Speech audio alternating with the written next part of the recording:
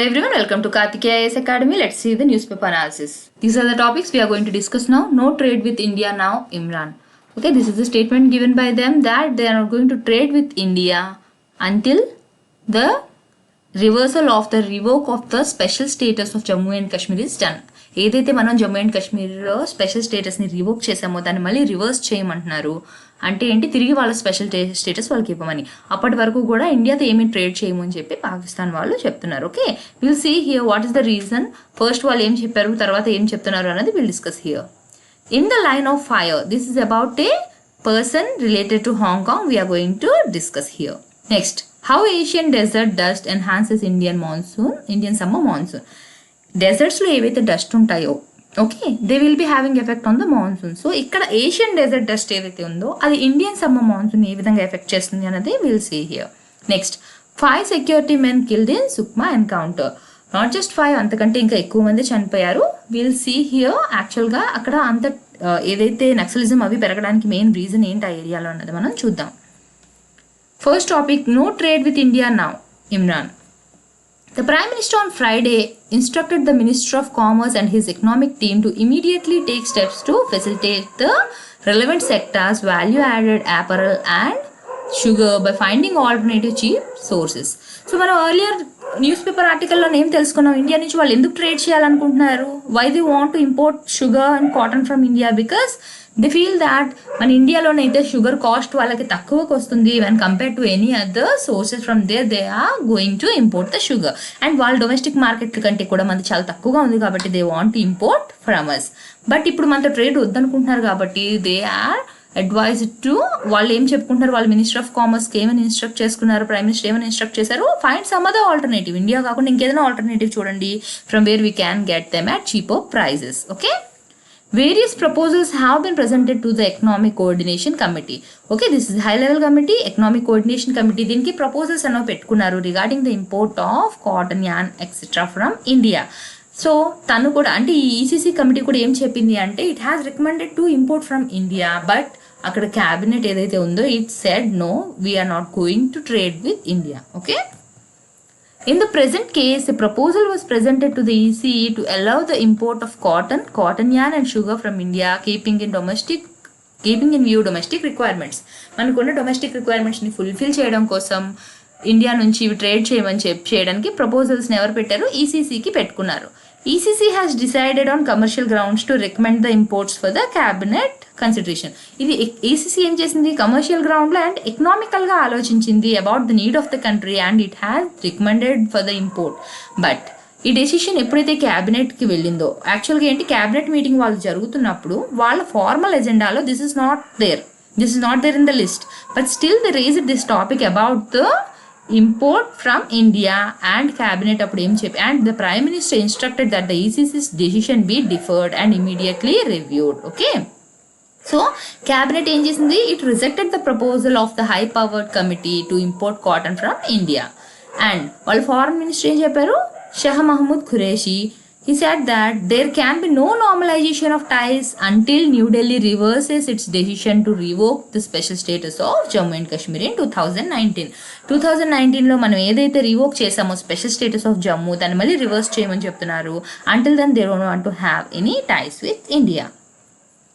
India has said it desires, ఇప్పుడు మన India ఏం చెప్పిందనో చూద్దాం. India has said it desires normal neighborly relations with Pakistan in an environment free of terror. So, ఎప్పుడు మనం normal relationship maintain చేస్తాం కంట్రీతో, when there is no terror from that country. Okay, no hostility and no violence.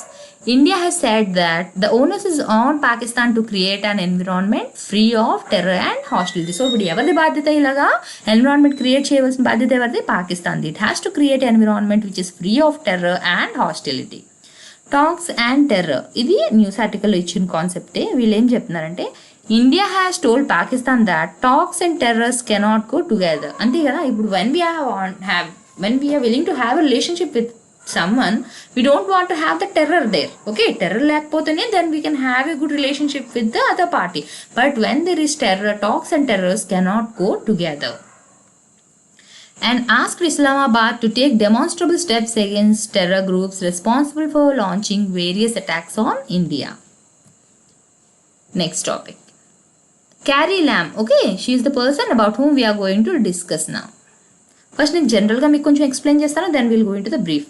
యాక్చువల్గా ఏంటి అంటే, ఎప్పుడైతే British వాళ్ళు China వాళ్ళకి ఇచ్చేసారో territory అంతా, అప్పుడు Hong Kong is also a part of that. అయితే this is somewhat different from the main land of China. It is having some special advantages. Like ఏంటి అంటే, జ్యుడిషియరీ సెపరేట్గా ఉంటుంది, వీళ్ళ సిస్టమ్ అంతా కూడా సెపరేట్గా ఉంటుంది. It is not similar to that of China. But ఇప్పుడు ఏమవుతుంది అంటే, చైనా తాలూకు డామినెన్స్ అనేది చాలా ఎక్కువగా అయిపోతుంది. What are the decisions being taken here? Mostly they are influenced by the Beijing. Okay, ఇప్పుడు హాంకాంగ్లో ఏదైతే ఎలక్టోరల్ సిస్టమ్ ఉందో అది పీపుల్కి అక్కడ నచ్చడం లేదు. ఎందుకని? Because there is no much democracy.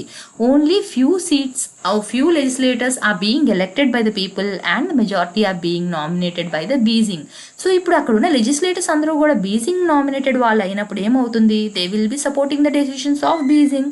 ఇక్కడంటూ people elect చేసుకున్న వాళ్ళు ఎవరూ లేరు. So who will be working as the voice of the people? No one. Because democracy చాలా తక్కువ ఉంది, నామినేటెడ్ పీపుల్ అన్న వాళ్ళు చాలా ఎక్కువగా ఉన్నారు. సో మనం ఫస్ట్ క్యారీ ల్యామ్ కోసం చూద్దాం, ఇంకా అక్కడ ఉన్న సిచ్యువేషన్స్ ఏంటి అన్నది కూడా చూద్దాం. Carrie Lam was in 2017 appointed as Hong Kong's 4th chief executive. Okay, she is appointed as 4th chief executive and she is the first woman to lead China's special administrative region. Miss Lam triggered the unprecedented protest movement in 2019. Okay, so ఏం జరిగింది ఇక్కడ? Protest movement ఇంకా trigger చేసినట్టుగా అయిందనమాట. That brought millions to the streets by proposing a controversial extradition bill. ఏం తీసుకొచ్చింది ఆమె టైంలో? ఒక ఎక్స్ట్రాడిషన్ బిల్ తెచ్చింది. జనరల్గా ఎక్స్ట్రాడిషన్ అంటే ఏంటి అంటే, సింపుల్ టర్మ్స్లో నేను చెప్తాను.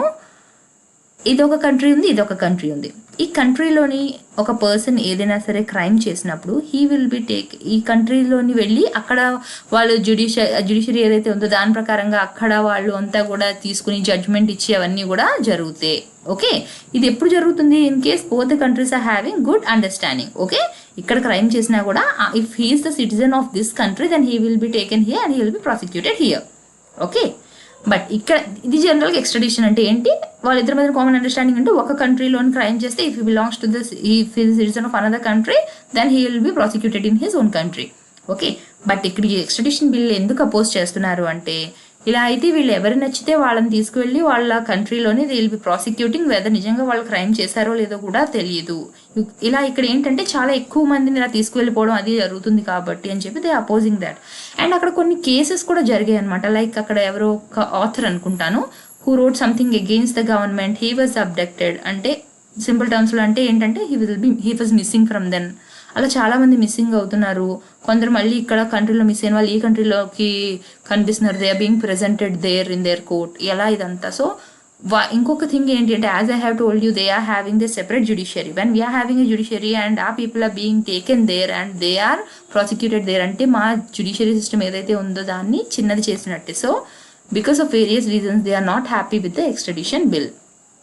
Okay, controversial extradition bill that would also suspects to be repatriated to the mainland. ఎక్కడ తీసుకెళ్ళిపోతున్నారు వాళ్ళని? మెయిన్లాండ్ కి, అంటే చైనా మెయిన్లాండ్ కి. The protests against the bills led to a broader calls for democracy and for universal suffrage. అంటే ఏంటి? Majority అంతా ఏదైతే ఉన్నారో వాళ్ళని అందరినీ కూడా ఎలెక్టెడ్ వాళ్ళు అయి ఉండాలి, నామినేటెడ్ కాదు అని. Hong Kong's residents only vote for half of their 70 legislators. మొత్తం 70 లెజిస్లేటర్స్ ఉంటే అందులో ఓన్లీ హాఫ్ పీపుల్కి మాత్రమే వాళ్ళు ఓట్ చేయగలరు. మిగతా వాళ్ళందరినీ కూడా ఎవరు? ప్రో బీజింగ్ బాడీస్ నామినేట్ చేస్తున్నాయి. The CE is also not voted for but chosen by Beijing backed election committee. ఇప్పుడు ఎవరు? క్యారీ ల్యామ్ చీఫ్ ఎగ్జిక్యూటివ్ అని చెప్తున్నాం కదా, even she is not elected by the people, she is also appointed by the Beijing backed election committee. Again she backed Beijing's crushing response to the protest. Okay, ప్రొటెస్ట్ని వాళ్ళని ఇచ్చేస్తున్నారు. Starting with a new security law in 2020. 2019లో ఏదైతే వచ్చిందో extradition bill, దానికోసం protest చేస్తుంటే మళ్ళీ 2020లో కొత్తగా ఒక new security, national security law అని చెప్పి తీసుకొచ్చారు to crush the protest. And unprecedented changes to Hong Kong's electoral system. ఇందాక ఏం చెప్పుకున్నాము? 70 లెజిస్లేటర్స్ ఉంటే అందులో హాఫ్ ఆఫ్ ద పీపుల్ మాత్రమే వాళ్ళు ఎలెక్ట్ చేయగలరు. బట్ ఇక్కడ మళ్ళీ ఏం చెప్తున్నారు? That has been cut to 20. Okay, number of elected లెజిస్లేటర్స్ని ఏం చేసేసారు? It was brought down to 20 while the legislative council has expanded to 90. thus ensuring permanent majority for Beijing nominated politicians. So ఎవరికి majority ఇక్కడ ఎక్కువగా ఉంది, Beijing తాలూకు nominated ఎవరైతే ఉన్నారో పొలిటీషియన్స్ వాళ్ళకి ఎక్కువ పవర్ ఉంది. డెమోక్రసీ అన్నది ఏమీ లేదు, because only 20 legislators are being elected by the people. So it's like ending the pro-democracy movement. Let's see about Carrie Lam. Born in British ruled Hong Kong in 1957, Carrie Lam Cheng Yutgar graduated from St. Francis Canossian College. According to her biography, ఆ biography పేరేంటి ఏమని రాశారు, China వీటే, and then entered Hong Kong university to study social science. Okay, ఇవేంటి అంటే just ఆమె ఎక్కడ పుట్టింది ఏంటి అన్నది, we don't need this much. Next Hong Kong గురించి చూద్దాం. It is a metropolitan area and special administrative region of the People's Republic of China. So ఏంటి, this is a metropolitan area and ఇది చైనాలోని ఒక స్పెషల్ అడ్మినిస్ట్రేటివ్ రీజియన్. ఓకే, ఎక్కడ ఉంది ఇది మనకి, Pearl River Delta of South China Sea. Delta అంటే చెప్పాను కదా ఈ విధంగా ఉంటుంది మనకి ట్రయాంగిల్ షేప్లో. సో ఈ పర్ల్ రివర్ తాలూకా డెల్టా దగ్గర ఇది ఉంది. Okay, with over 7.5 million residents of various nationalities in a 1104 square kilometers. It is mentioned here because I want to show you that చాలా చిన్న ల్యాండ్లోనే ఎంతో ఎక్కువ పాపులేషన్ అన్నది అక్కడ ఉన్నారు. Okay, and it is one of the most densely populated places in the world. ఎంత populated అంటే ఇంత చిన్న ఏరియాలోని మనకి హండ్రెడ్స్ ఆఫ్ పీపుల్ అందులోనే ఉంటారు. అంటే ఏంటి, జస్ట్ కొందరు ఎలా ఉంటుందంటే వాళ్ళ అపార్ట్మెంట్స్ జస్ట్ ఒక బెడ్ పెట్టుకున్నంత ప్లేస్ మాత్రమే ఉంటుంది, బెడ్ పైన బెడ్, కంపార్ట్మెంట్స్ టైప్లో ఉంటారనమాట. Like they'll be working the whole day and they will be just coming there to sleep. కొన్ని చిన్న చిన్న అపార్ట్మెంట్స్ ఎలా ఉంటాయంటే they will be cooking there, they will be sleeping there, అంతే జస్ట్ ఒక బెడ్ అంత ప్లేసే ఉంటుంది అనమాట. అంత ఎక్కువ పాపులేషన్ ఉన్నారు, ఉండడానికి ప్లేస్ మాత్రం చాలా తక్కువగా ఉంటుంది అక్కడ. Hong Kong became a colony of the British Empire after the Qing. ఇది బ్యాక్గ్రౌండ్ అనమాట, ఫస్ట్ ఎలా చైనా వాళ్ళకి ల్యాండ్ వచ్చింది అనేది. ఓకేనా, it became a colony of British Empire after the Qing empire ceded Hong Kong island at the end of the first opium war. First opium war అప్పుడు ఏమైంది, British వాళ్ళు గెలిచిన తర్వాత ఈ హాంకాంగ్ని వాళ్ళకి ఇచ్చేసారు ఐలాండ్ని. ఎప్పుడు 1842లో. The colony expanded to the Kowloon peninsula in 1860. ఇంకా నెక్స్ట్ మళ్ళీ సెకండ్ ఓపియం వార్ అయిన తర్వాత ఇంకా దాన్ని ఎక్స్పాండ్ చేశారు. Okay, and was further extended when Britain obtained a 99 years lease of the new territories in 1898. అంటే ఇలా 1842 నుంచి 1898 వరకు మొత్తం ల్యాండ్ అంతటిని ఆక్యుపై చేయడం అయిపోయింది. The whole territory was transferred to China in 1997. Again 1997లో మొత్తం టెరిటరీ అంతటిని చైనాకి ట్రాన్స్ఫర్ చేశారు, and Hong Kong was also a part of that. As a special administrative region, Hong Kong maintains separate governing and economic system. So, China నుంచి వీటికి ఒక separate governing body, separate economic systems అనేవి ఉన్నాయి from the mainland China. Okay, but one principle under which principle one country two systems. ఇది గుర్తుపెట్టుకోండి, Hong Kong and చైనాకి ఎప్పుడు కూడా వాళ్ళు ఫాలో అయ్యే ప్రిన్సిపల్ ఏంటి, one country two systems. And as per watt I have read, నాకు గుర్తున్నంత వరకు ఏంటంటే ఇది కూడా కొన్ని ఇయర్స్ వరకు, it's not like life long it will be having this special status. ఇది ఏంటి అంటే నాకు ఎగ్జాక్ట్గా అయితే గుర్తు రావడం లేదు, 2045 వరకు ఎప్పటి వరకు అన్ని సంవత్సరాల వరకు మాత్రమే ఉంది. దాని తర్వాత again it will be under the control of China. I don't remember exactly. If you want more details you can check. Okay, next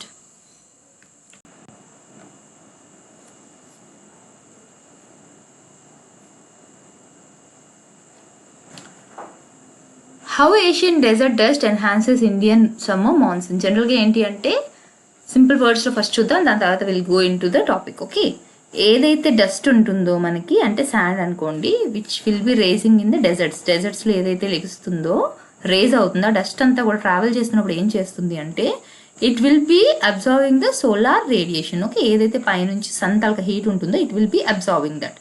After getting heated, when it travels, it will have effect on the atmosphere. Atmosphere నుంచి అది pass అయ్యి వెళ్తుందో, if it is cold, it will make it hot. ఎందుకంటే because it is hot by absorbing the solar radiation. So thereby it will be having effect on the monsoon. ఇది జనరల్గా. Okay, so we'll see in detail. Dust has incredible power. జనరల్గా మనం ఏంటి dust అంటే చాలా చిన్నది అనుకుంటాం, but it has incredible power. It is known to influence monsoons, hurricanes, and even fertilize rainforests. Okay? A new study now details how dust coming from deserts in the West, Central, and East Asia plays an important role in the Indian summer monsoon. So, ఇప్పుడు కొత్తగా study ఏం చేస్తున్నారు, west, central and east Asia నుంచి వచ్చిన dust ఏదైతే ఉందో, అంటే ఏంటి అక్కడ ఉన్న డెజర్ట్స్ నుంచి ఏదైతే డస్ట్ వస్తుందో, it is having effect in the Indian summer monsoon అని చెప్తున్నారు. Okay, and again the reverse effect ఏంటి? ఇక్కడ ఏం చెప్పాను నేను? డస్ట్ ఏదైతే వస్తుందో it will be having effect on the monsoon. Like say this is rainfall monsoon అనుకుందాం, ఇది డస్ట్ అనుకుందాం. It is having influence on that. Okay, reverse effect అంటే ఏంటి అంటే again this monsoon is having effect on the dust. అంటే ఏంటి? ఇది dust వస్తున్నప్పుడు బాగా హీట్ అంతా అబ్జార్బ్ చేసుకుని వచ్చి it is having effect on the rain on the monsoon. This monsoon again it is having effect on the wind which is carrying the dust. So reverse effect అనేది ఉంది. The researchers also explain how the Indian summer monsoon has a reverse effect and can increase the winds in the West Asia to produce yet more dust. So ఏంటి అవుతుంది? First dust వస్తుంది, it will be absorbing the heat, it will be having effect on the monsoon. Again the monsoon will be having effect on the winds which are carrying the dust. Positive feedback loop. Okay, నేను ఇందాక same చెప్పినట్టుగా ఏమవుతుంది? Dust ఏదైతే మనకి desserts నుంచి వస్తుందో it absorbs the solar radiation observe చేసుకున్నాక ఏమవుతుంది? It becomes heat. It will have effect on the atmosphere. It will change the air pressure, wind circulation patterns and influence the moisture transport and increase precipitation and rainfall. ఎప్పుడైతే heat ఎక్కువ అవుతుందో it will B observing more water. అంతే కదా, ఎప్పుడైతే sand వస్తుందో ఇక్కడ heat చేస్తున్నప్పుడు ఏం చేస్తుంది? It will be heating the atmosphere. When it is heat, when the pressure is affected, when the wind circulation patterns are influenced, then it will be absorbing more moisture is transported, it means more rainfall. అంటే ఏంటి? Precipitation చాలా ఎక్కువగా ఉంటుంది అని. Okay, same మళ్ళీ strong monsoon ఏం చేస్తుంది? It will transport the air to the west Asia. Again it will pick up lot of dust వచ్చింది, వేడి అయింది, it change the atmosphere, it affected the precipitation. Again this precipitation is going and increasing the wind which can pick up more sand అంటే మళ్ళీ ఎక్కువ heat అవుతుంది, మళ్ళీ atmosphere change చేస్తుంది, మళ్ళీ ప్రెసిపిటేషన్ ఎఫెక్ట్ చేస్తుంది again. And this is a loop. అంటే ఏంటి? ఒక కంటిన్యూస్ ప్రాసెస్ అనమాట. డస్ట్ ఉంది, మాన్సూన్ ఎఫెక్ట్ చేస్తుంది, మాన్సూన్ ఉంది, డస్ట్ని ఎఫెక్ట్ చేస్తుంది. So this is a positive loop. Not just the dust from the middle east. ఇప్పుడు వరకు మనం ఏమనుకున్నాం? మిడిల్ ఈస్ట్ నుంచి మాత్రమే కాదు, even Iranian plateau has influence on the Indian summer monsoon. Iran ఉంది కదా, ఆ ఇరానియన్ ప్లాట్యూలో కూడా డెజర్ట్స్ ఉన్నాయి కదా, అక్కడి నుంచి వచ్చే శాండ్ కూడా మనకి ఇండియన్ మాన్సూన్ మీద ఎఫెక్ట్ చేస్తుంది. Aerosols transported. ఏరోసోల్స్ అంటే ఏంటి? జనరల్ మీనింగ్ ఏంటి? ఏరోసోల్స్ అంటే they are the solid or water, solid కానివ్వండి లిక్విడ్, ఏదైనా సాలిడ్ ఫామ్ లిక్విడ్ ఫామ్లో ఉన్న చిన్న చిన్న పార్టికల్స్ ఏవైతే ఎయిర్లో సస్పెండ్ అయి ఉన్నాయో, ఎయిర్లో ఉండే చిన్న సాలిడ్ ఆర్ వాటర్ పార్టికల్స్. ఇక్కడ మనం ఏం మాట్లాడుకుంటున్నాము? డస్ట్ ఏరోసల్స్ అంటే solid. Okay, dust aerosols from the desert in west China such as the Taklamakan desert and the Gobi desert can be transported eastward to east China. ఇప్పుడు China తీసుకుందాం. ఓకే, ఇక్కడ వెస్ట్లో ఉన్న డెజర్ట్స్ ఏంటి? టక్లమకాన్ పక్కనే మనకి గోబీ ఉంటుంది. ఈ రెండు డెజర్ట్స్ నుంచి ఏదైతే శాండ్ వస్తుందో they are carried to the east of the China. ఇక్కడ they will be affecting the East Asia monsoon. Okay, and in the southwest United States we have small deserts that influence the North African monsoons. Okay, మళ్ళీ United States దగ్గర ఏవైతే చిన్న deserts ఉన్నాయో they have effect on the North African monsoon. ఏం లేదు, ఒక ప్లేస్లో deserts ఉంటే they will be travelling and they will be affecting the nearby area in the form of monsoons. ఇప్పుడు మ్యాప్లో ఒకసారి చూద్దాం. టక్లమకాన్ డెజర్ట్ ఏదైతే చెప్పాను వెస్ట్ ఆఫ్ చైనాలోని, దిస్ ఈస్ ద డెజర్ట్. యాక్చువల్గా అయితే ఈ డెజర్ట్ అంతా మనకి yellowish కలర్లో ఉంటుంది. ఓకే, స్పేస్ నుంచి చూసినప్పుడు ఎలా కనిపిస్తుంది అంటే ఏషియాలోని ఒక ఎల్లో కలర్ ఐ లాగా కనబడుతుందంట ఇది. Okay, like in the shape of a eye it will be looking when we are seeing the earth from the space. This is Taklamakan desert. Okay, ఇక్కడ మీరు కింద చిన్న మ్యాప్లో చూస్తే మీకు అర్థమవుతుంది అది ఇండియా నుంచి ఎంత దూరంలో ఉంది అన్నది. ఓకే, నెక్స్ట్ గోబీ డెజర్ట్ ఎక్కడ ఉంది? మనకి టక్లమకాన్ డెజర్ట్ పక్కనే గోబీ డెజర్ట్ వస్తుంది. And it is in the boundary of Mongolia and China. Okay, here it is China, here it is Mongolia. ఆ రెండింటికి మధ్య ఉన్న బార్డర్లోనే మనకి Gobi desert and this is one of the biggest deserts. And మీరు deserts కోసం నేర్చుకుంటున్నప్పుడు ఈ రెండు కూడా ఇంపార్టెంట్ డెజర్ట్, టక్లమకాన్ కానివ్వండి గోబీ, ఇవి ఏషియాలో ఉన్న ఇంపార్టెంట్ డెజర్ట్స్. నెక్స్ట్ డెజర్ట్స్ నుంచి శాండ్ వస్తుంది, లైక్ డస్ట్ వస్తుంది and it has effect on the monsoon అన్నాం. మరి హ్యూమన్ మేడ్ డస్ట్ ఏదైతే వస్తుందో is it having any effect on the monsoon? మనం కన్స్ట్రక్షన్స్ చేస్తున్నప్పుడు ఇండస్ట్రీస్ నుంచి వెహికల్స్ నుంచి చాలా డస్ట్ని ఎమిట్ చేస్తున్నాం కదా, మరి అవి ఏమైనా ఎఫెక్ట్ చూపిస్తుందా ఉందా monsoons? Can anthropogenic dust from vehicles, mining, construction influence monsoons? Some studies have found that the anthropogenic aerosols emitted from the Indian subcontinent can decrease summer monsoon precipitation. కొన్ని ఏం చెప్తున్నాయి, కొన్ని స్టడీస్ ప్రకారంగా ఏంటి అంటే it can decrease summer monsoon precipitation, while others found that absorbing aerosols such as dust can strengthen the monsoon circulation. కొన్ని ఏం చెప్తున్నాయి, మాన్సూన్ సర్క్యులేషన్ పెంచుతాయని చెప్తున్నాయి, కొన్ని స్టడీస్ ఏమో తగ్గిస్తాయని చెప్తున్నాయి. ఏవి? The dust which is from the anthropogenic activities. So why do we need to study about this dust? Dust కోసం చదవాల్సిన అవసరం ఏంటి? Many studies have shown that the dust emission scheme is extremely sensitive to climate change. Okay, ఈ dust emission ఏదైతే ఉందో it is very much sensitive to the climate change, and understanding these mechanisms and effects of dust will help us understand our monsoon system. ఫ్యూచర్లో climate change వల్ల ఎప్పుడైతే monsoon మీద ఎటువంటి effect ఉంటుంది, okay, గ్లోబల్గా climate change అవుతున్నప్పుడు మన monsoon systems ఎలా మారుతాయి అవన్నీ కూడా we can learn by studying about this dust because it is sensitive to the climate change. Next, ఇప్పుడు అన్ని డెజర్ట్స్ ఒకేలా ఉంటాయా? జనరల్గా ఫస్ట్ అసలు మనకి డెజర్ట్లో ఏముంటుంది? శాండ్ ఉంటుంది. How the sand is formed? It is formed from the break down of the rocks. అంతే కదా, పెద్ద పెద్ద రాక్స్ ఏవైతే ఉంటాయో due to the weathering process they turn in to sand. ఆ శాండ్ మొత్తం డెజర్ట్స్లో మనకి ఫిల్ అవుతుంది, which is carried through the air. Air తీసుకొచ్చి ఇక్కడ డిపాజిట్ చేసింది. ఓకే, మరి ఇక్కడ అన్ని రాక్స్ ఒకే విధంగా ఉండవు కదా. Rocks are having different chemical composition based on their mode, the way they have formed, అవే మెథడ్లో ఫామ్ అయ్యాయి, ఏ ఏరియాలో ఫామ్ అయ్యాయి, ఎక్కడి నుంచి సోర్సెస్, ఎక్కడి నుంచి ఆరిజిన్ అయ్యాయి, వాటి మీద బేస్ అవుతూ వాటి కెమికల్ కాంపోజిషన్ అనేది చేంజ్ అవుతుంది.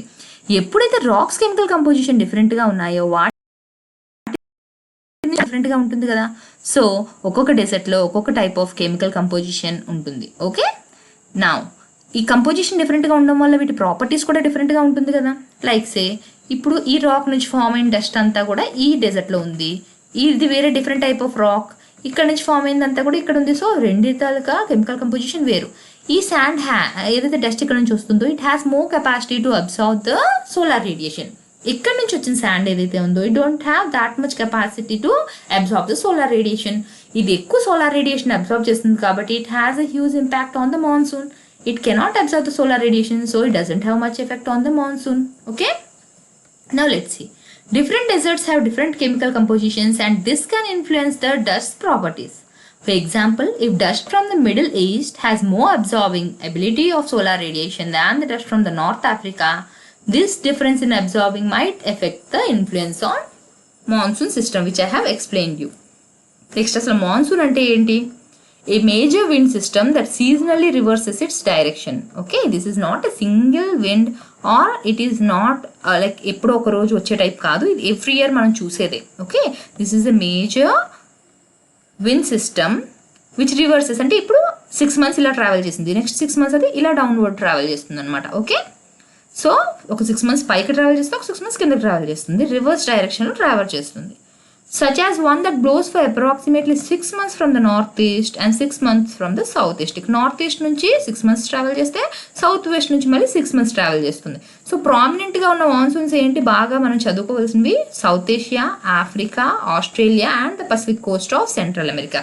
మీకు జియోగ్రఫీలో ఇన్ కేస్ విండ్స్ అయిపోయి ఉంటే, విండ్ ప్యాటర్న్స్ కానీ అయిపోయినప్పుడు మీకు అందులో మాన్సూన్ కూడా వస్తుంది. అందులో మీరు ఈ ప్రతిదానికి ఇండివిజువల్గా మ్యాప్ వేసి నేర్చుకోవాలి. ఓకే, ఇక్కడ I don't have to explain all that in this, పెద్దదైపోతుంది వీడియో, బట్ చూసుకోండి. సౌత్ ఏషియా మీరు మ్యాప్ వేసుకోవాలి, అందులో విండ్స్ ఏవైతే ఉన్నాయో నార్త్ ఈస్ట్ నుంచి ఎలా వస్తున్నాయి, నార్త్ ఈస్ట్ నుంచి ఎలా వస్తున్నాయి అండ్ సౌత్ వెస్ట్ నుంచి ఎలా వస్తున్నాయి వేయాలి. అండ్ విచ్ ఆ మేజర్, సౌత్ వెస్ట్ ఎక్కువ టైం ఉంటుందా, నార్త్ ఈస్ట్, అవి కూడా మీరు చదువుకోవాలి. అలానే ఆఫ్రికాకి వేసుకోవాలి, Australia. You will get in any Geography text book. కొంచెం మంచి జియోగ్రఫీ టెక్స్ట్ బుక్స్ ఏదైనా తీసి చూడండి, విండ్ సిస్టమ్స్ ఉంటాయి. Already you can simply Google it. Okay, మీకు విండ్ సిస్టమ్స్ ఏది మాన్సూన్ ఇన్ సౌత్ ఏషియా అలా కొట్టుకున్నా మీకు హ్యాపీగా మ్యాప్ టైప్లో వచ్చి క్లియర్గా మీకు చూపిస్తుంది డైరెక్షన్తో పాటు. Okay, and the Pacific coast of Central America. Now Indian monsoon చూద్దాం. Indian monsoon is a part of south. Okay, మనం ఇప్పుడు ఏదైతే మాట్లాడుకున్నామో అందులోనే ఒక monsoon. Okay, what we have discussed South Asia, Africa, Australia and the Pacific coast of Central America. All these don't have the same type. Okay, అన్నింటిలో కూడా ఒకేలా ఉండదు, ఒక్కొక్క దాంట్లో ఒక్కొక్కటి ఉంటుంది. ఇప్పుడు మన సౌత్ ఏషియాలో పార్ట్ ఏంటి, మన ఇండియా. సో ఇప్పుడు మన ఇండియన్ మాన్సూన్ కోసం డిస్కస్ చేస్తే ఆల్మోస్ట్ సౌత్ ఏషియాది ఏంటి అన్నది మీకు అర్థమవుతుంది. the most prominent of the world's monsoon system, which is primarily affects India and it is surrounding water bodies. It is not just affecting India. India పక్కన ఉన్న water bodies ఏవైతే ఉన్నాయో వాటిని కూడా అది ఎఫెక్ట్ చేస్తుంది. ఏం వాటర్ బాడీస్ ఉన్నాయి మనకి? ఇటువైపు బే ఆఫ్ బెంగాల్ ఉంది, ఇక్కడ అరేబియన్ సీ ఉంది, కిందన మనకి ఇండియన్ ఓషన్ ఉంది. So all these are getting affected by this monsoons. Okay, it blows from the north east during the cooler months. పైనుంచి నార్త్ ఈస్ట్లో మనకి ఎప్పుడు వస్తుంది? కూల్ మంత్స్ అంటే వింటర్లో వస్తుంది. అండ్ సౌత్ వెస్ట్లో ఎప్పుడు వస్తుంది మనకి? Wait I change the colour. Okay, మనకి పైన నార్త్ ఈస్ట్ నుంచి వచ్చేది ఎప్పుడు? వింటర్లోని. కింద సౌత్ వెస్ట్ నుంచి వచ్చేది ఎప్పుడు? మనకి సమ్మర్లో. ఓకే, జనరల్గా మనకి వర్షాలు అవి ఎప్పుడు పడతాయి? మే అయిన తర్వాత, మే ఎండ్ నుంచి జూన్ జూలై నుంచి అలా పడతాయి. కొన్ని ఏరియాస్లో till August September will be having this monsoon. And నార్త్లో ఎప్పుడు పడతాయి మనకి? వింటర్లోని, నవంబర్ ఆ టైంలో మనం ఎక్కువగా చూస్తాం. ఆ టైంలో మనకి జనరల్గా సౌత్లోని వర్షాలు రావు, నార్త్లో వస్తాయి. సౌత్లోని ఏదో 1 day 2 day మాత్రమే మనకు వస్తుంది కొన్ని ఏరియాస్లో. అండ్ బాగా మనకి కొంచెం నోటీస్ చేయొచ్చు ఆ టైంలో వర్షం అంటే will be finding it in Chennai. Okay, so ఎక్కువగా మెజారిటీ ఆఫ్ ద ఇండియన్ పార్ట్లోని ఎక్కువగా వర్షం వచ్చేది ఎప్పుడు మనకి? జూన్ జూలై టైంలో. ఓకే, నెక్స్ట్ ఒకసారి మ్యాప్లో చూడండి, మీకు అర్థమవుతుంది. సౌత్ వెస్ట్ నుంచి ఈ డైరెక్షన్లో వెళ్తున్నాయి కదా, నార్త్ ఈస్ట్ నుంచి మళ్ళీ ఈ డైరెక్షన్లో వస్తున్నాయి. Next topic, 5 security men killed in Sukma encounter. ఇది మీరు న్యూస్లో ఆల్రెడీ చూసారు. Not just 5, we have lost many security personal here in that encounter. Okay, according to the official, a joint team of the Chhattisgarh police comprising the District Reserve Guard, DRG and the Special Task Force STF along the various teams of the CRPF proceeded for a combing operation in South Bastar on Friday night. Okay, ఈ region ఎందుకు? ఇక్కడ ఎక్కువగా Maoist strong hold ఉంది అని చెప్పి దానికోసం ఇక్కడ ఒక ఆపరేషన్ని స్టార్ట్ చేశారు ఫ్రైడే నైట్. ఎంతమంది ఇన్వాల్వ్ అయి ఉన్నారు ఇందులోని? మోర్ దాన్ 2000 సెక్యూరిటీ పర్సనల్ అందులోని వెళ్ళారు for that joint operation. Okay, అయితే సాటర్డే ఆఫ్టర్నూన్ టైంకి ఏమైంది? 400 strong team of security forces came under attack by a People's Liberation Guerrilla Army PLGA platoon. Okay, వాళ్ళు వీళ్ళని అటాక్ చేయడం అనేది జరిగింది. ఎక్కడ? టరామ్ ఏరియాస్, సుక్మా రీజియన్లోనే టరామ్ అనే ఏరియా దగ్గర చేశారు. ఇది ఎక్కడ? సుక్మా ఇంకా బీజాపూర్ తాలూకా బార్డర్ ఏరియాలోని. అయితే రెండు వైపుల నుంచి ఫైరింగ్ అనేది జరిగింది. నియర్లీ 3 hours వరకు కూడా ఫైరింగ్ అనేది జరిగింది. ఓకే, 3 hours వరకు జరిగింది. But after that also it didn't stop. అప్పుడు తర్వాత ఇంకా చాలా మంది మిస్సింగ్ అయి ఉండారు. తర్వాత find out when we found that some of the people were injured and some of the personnel lost their lives. యాక్చువల్గా ఏంటి అంటే మనం ఇక్కడ ఏం చూడాలి అంటే why there is stronghold of the Maoist. అసలు మావోయిస్ట్లో అక్కడ స్ట్రాంగ్ హోల్డ్ ఎలా దొరికింది వాళ్ళకి? అలాగా నక్సలిజం అనేది అక్కడ పెరగడానికి రీజన్ ఏంటి? First will see about the district, ఆ తర్వాత అక్కడ పీపుల్ ఎలా ఉన్నారు అది చూద్దాం. Okay, located in the southern tip of the state